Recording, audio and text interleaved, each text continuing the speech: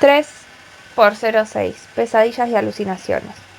¿En qué punto habíamos abandonado este episodio? Habíamos abandonado este episodio cuando por tercera noche consecutiva, de súbito, exactamente a las 0:33, ellos habían perdido el dominio sobre sus respectivas voluntades y por consiguiente sobre sus respectivos cuerpos, e impulsados por una fuerza que desconocían, pero que se había demostrado lo suficientemente poderosa como para obligarlos a actuar en contra de sus determinaciones individuales, se habían incorporado y sin ser capaces de evitarlo, sin ser capaces de oponer resistencia alguna, se habían encaminado hacia lo profundo del bosque. ¿En qué se diferenció este episodio de los anteriores que habían experimentado? Este episodio, a diferencia de los anteriores que habían experimentado, los encontró congregados, reunidos y fundamentalmente despiertos, a pesar de que ellos habían supuesto que el hecho de permanecer despiertos les iba a ahorrar uno nuevo. El implacable devenir de los acontecimientos les demostró que se equivocaban, que el grueso de la situación escapaba por eterno a su control. ¿Sabían ellos que atribuir a estos episodios? En efecto, lo sabían, pero estaban empecinados en negarlo.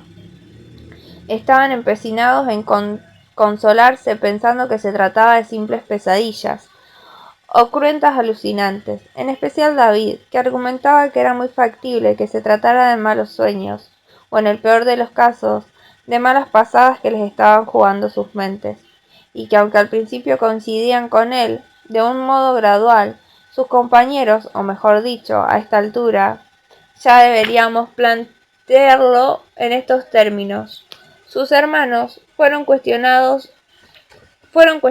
sus afirmaciones y le pidieron que les explicaran por qué, si se trataba de lo que él decía, los episodios que estaban sufriendo, al igual que todo lo que habían venido padeciendo hasta el momento, los involucraba a los 7 y por otra parte, por qué, invariablemente, se producían a la misma hora. Entonces, ¿a qué los atribuían? Los atribuían, sin lugar a dudas, al poder de las brujas. ¿Qué habían averiguado al respecto? Nada. Se habían limitado a escuchar con atención el relato de César y Calixto acerca de su traumática experiencia en el bosque, acerca de lo que habían presenciado, y dicha narración los había dejado paralizados.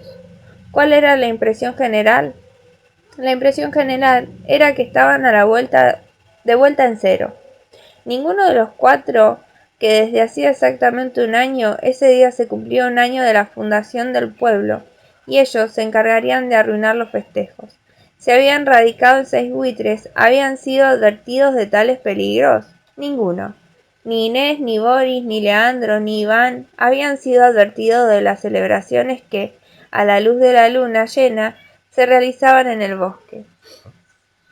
¿Es que, acaso los rumores no circulaban entre los contratistas, los hacheros y los cargadores? En efecto, los rumores circulaban abiertamente, e incluso había varios hacheros que aseguraban haber sido usados en concreto para surtir a las brujas de los alimentos que consumían durante el transcurso del aquelarre, e incluso en los últimos meses circulaba también el rumor de que dicha práctica había adquirido una modalidad distinta y espeluznante, que perseguía el objetivo de diezmar a la población. ¿Cómo era posible entonces que ellos se hubieran mantenido al margen de esos rumores? ¿Era posible que ellos se lo hubieran mantenido al margen de los rumores porque así lo demandaba el rol que desempeñaban en la venganza, en la que estaban involucrados?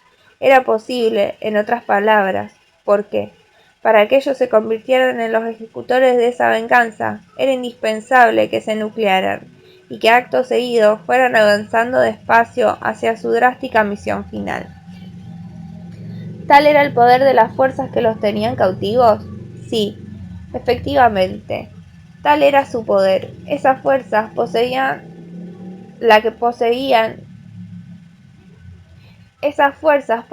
un poder incalculable. ¿Esa era la razón por la que estaban paralizados?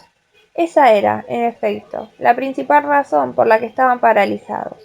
Esos episodios les habían ofrecido la pauta de que esas fuerzas eran tan poderosas que podían hacer con ellos lo que quisieran, que podían disponer de ellos como se les diera la gana, y recién a la tercera jornada de producido el primero, empezaron a atar cabos, y se animaron a tocar el tema. Lástima que reaccionaron tarde. ¿Cuál fue el escenario con el que se toparon al llegar al bosque? El escenario con el que se toparon al llegar al bosque coincidía en pleno con el que les había expuesto César y Calixto.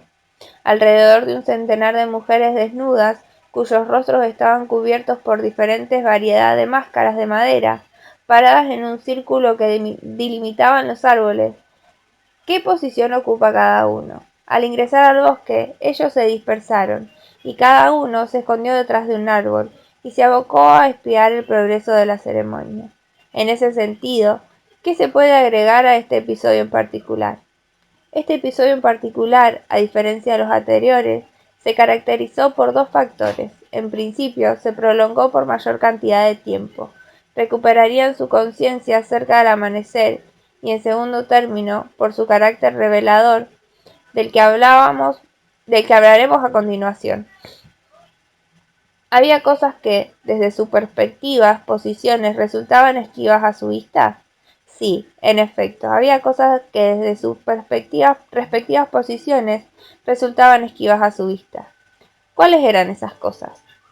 Las cosas que por sus respectivas posiciones resultaban esquivas a su vista eran las que estaban en el centro del círculo delimitado por las mujeres.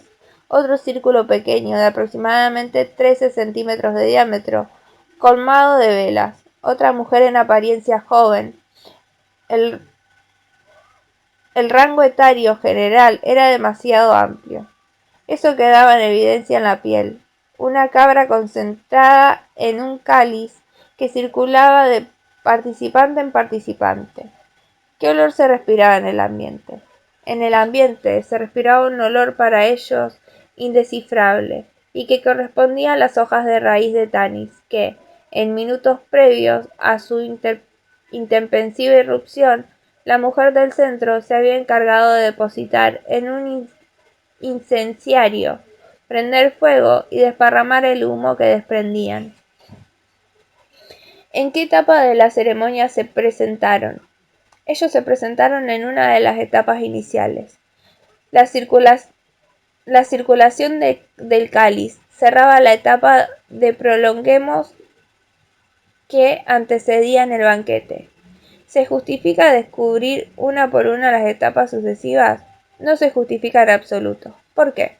Porque dichas etapas coinciden en pleno con las que oportunamente describieron César y Calixto.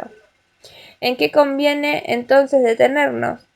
Conviene detenernos entonces en el temblor de sus extremidades, y en los escalofríos que recorrían sus espaldas, y en las lágrimas que surcaban sus rostros, y en los gritos que se acumulaban en sus gargantas, y en los latidos de sus agitados corazones, y en la dilatación de sus pupilas, y en el aumento de sus ritmos respiratorios.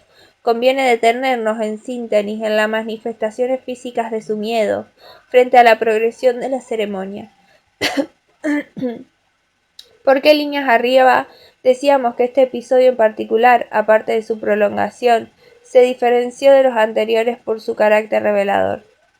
Decíamos líneas arriba que este episodio en particular, aparte de su prolongación, se diferenció de los anteriores por su carácter revelador, debido a que, promediándolo mientras danzaban, desenfrenadas al compás de la música, cuyos ejecutantes, sobre aclarar, no se distinguían, la mujer del centro se despojó de su máscara, y ellos pudieron observar con nitidez quién se escondía debajo.